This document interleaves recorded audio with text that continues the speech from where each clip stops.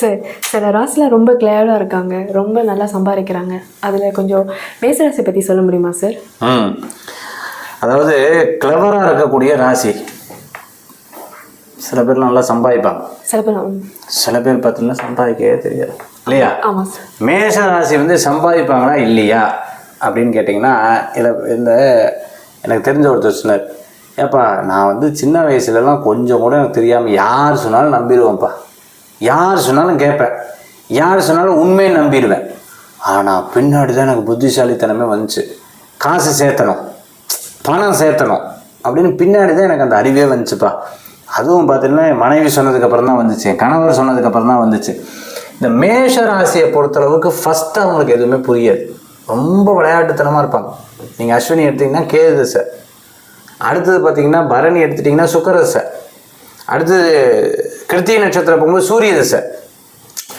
அவங்க இளப்பகுதியில் பார்த்தீங்கன்னா பெருசாக தெரியாது, காசை கேட்டால் கொடுத்துருவாங்கம்மா, டக்குன்னு எல்லோரும் நம்பிடுவாங்க, டக்குன்னு அப்படியே அவங்க பாட்டுக்கு சரி யதார்த்தமாக இருப்பாங்க. ஆனால் ஃப்யூச்சர் அதாவது பின்னாடி லைஃப் இருக்குது பாருங்கள், ஒரு 30-35 வயசுக்கு மேலே இந்த வைரக்கல் மாதிரி யார் சொன்னாலும் நம்ப மாட்டான், வாட்டுக்கு 10 பைசா வாங்க முடியாது. அப்படியே ரொம்ப கிளவராக இருப்பான். ஒரு விஷயத்தை எடுத்து பண்ணுறதுனா அவ்வளோ கிளவராக இருப்பாங்க, ஏதாவது பேசினா கூட அவ்வளோ கிளவராக இருப்பாங்க, ஏதாவது சொன்னால் கூட அவ்வளோ கிளவராக இருப்பாள். அதெல்லாம் நான் கொடுக்க மாட்டேன், எதாவது சொன்னாலும் காரணம் சொல்லுவாள். பெண்கள்கிட்ட போய் கேட்டால் ஒரு 5000 ரூபா பணம் கூட அப்படின்னு கேட்டால், ஐயா எங்கிட்டே 1000 ரூபா கூட இல்லை, எல்லாம் எங்கள் வீட்டுக்காரர் வச்சுருக்காரு, வீட்டுக்காரர் மேலே பழி சொல்லிடுவாள். ஜென்ஸுக்கிட்ட போய் ஒரு 5000 ரூபா பணம் கூட, எங்கே போய் பணம், அதான் ஒய்ஃப்கிட்ட கேட்டது பிச்சு விடுவா, பிச்சு ஒய்ஃபுக்கெல்லாம் தான் தெரிஞ்சால் என்ன பண்ணுவா, பிச்சு விடுவா. அதனால் அதெல்லாம் என்ன எங்கிட்ட கிடையாது. எப்போ இதெல்லாம் 35 வயசுக்கு மேலே, சின்ன வயசில் பாருங்கள் 1000 ரூபா கேட்டால் 1500 ரூபா கொடுத்துருவா. என்ன பண்ணுவா, 1500 ரூபா கேட்காமே ரீசார்ஜ் பண்ணி விட்ருவா. அந்த மாதிரி இருக்கக்கூடிய மைண்டாக இருக்கும். ஆனால் ஒரு 35 வயசுக்கு மேலே பட்டு தெரிஞ்சு அதுக்கப்புறம் அவள் வந்து என்ன பண்ணுவான்னா ரொம்ப கிளவராக இருப்பாங்க, காசில் மாட்டிக்கப்படாது அப்படிங்கிறத தெளிவாக இருப்பாங்க. அந்த சப்ஜெக்ட் பேசினாலே, காசுன்னு பேசினாலே அந்த பக்கம் ஓடிடுவான். சில பேர்லாம் இன்சூரன்ஸுன்னு சொன்னாலே பயந்து ஓடுவாங்க, பார்த்துருக்கீங்களா? அதுமாதிரி காசுன்னு சொன்னாலே என்ன பண்ணுவாங்க, பயந்து 2 அடி தள்ளி நிற்பாங்க, ஓடிடுவாங்க.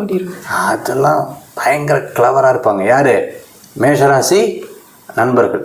அதுலேயும் சில பேர்லாம் பார்த்துட்டேல அப்படின்னு சொன்னால் அவங்க லைஃபே ஒரு பெரிய பாடமாக இருக்குமா. லைஃப்பில் வந்து ஒரு பெரிய அனுபவம் தான் பெரிய பாடம். ஹெல்ப் பண்ணுவாங்க, வேலைக்குன்னு ஹெல்ப் பண்ணுவாங்க. இந்த வேலைக்கெல்லாம் பார்த்தீங்கன்னு சொன்னால் ரெஃபரன்ஸ் கொடுப்பாங்க. அங்கே போய் முடிஞ்சதுக்கப்புறம் அவங்க வந்து இவங்க பேரே சொல்ல மாட்டாங்க, இவங்களால தான் எனக்கு வேலை கிடச்சிது, அந்த அந்த அந்த என்ன சொல்லுவாங்க, அந்த நன்றி சொல்லுவாங்கல்ல, நன்றியே இல்லை. அதை பார்த்து அனுபவப்பட்டு அடுத்த தடவை யாராவது ரெஃபரன்ஸ் கேட்டால் கூட கொடுக்க மாட்டாங்க, ரொம்ப தெளிவாக இருப்பாங்க. ஆனால் அவங்கக்கிட்ட ஒரு சின்ன குணம் இருக்குது, ஃபஸ்ட்டு எடுத்தோன்னே ஹெல்ப் பண்ணுறதுக்கு அவங்க தான். யார்? மேஷராசி. படுவாங்க இல்லைன்னு சொல்ல, ஆனால் ஹெல்ப் பண்ணுவாங்க, சாப்பாடுனா கொடுப்பாங்க. ரொம்ப இறக்க குணம் ஜாஸ்தி. யாருக்கு? மேஷராசி. இறக்க குணம், ஐயோ பாவம் சரி விடு, அப்படி இறக்க குணம் ஜாஸ்தி. அது வந்து தாய் மனசுன்னு சொல்லுவாங்க இல்லையா, அது மேஷராசிக்கு ரொம்ப ஜாஸ்தி. மேஷராசியானவர்கள் அப்போ மேஷராசி கிளவர் இருக்கா இல்லையா? இருக்கு. எப்போ இருக்கு? அனுபவப்பட்டவன்னு ஒன்று இருக்கு, ரெண்டாவது அந்த ஏஜ் வரும்போது அவங்களுக்கு கிளவர் வந்துடுறது. இதுதான் அந்த மேஷராசியில் இருக்கக்கூடிய ஒரு அமைப்பு, மேஷராசிக்கு இருக்கக்கூடிய ஒரு அமைப்பு.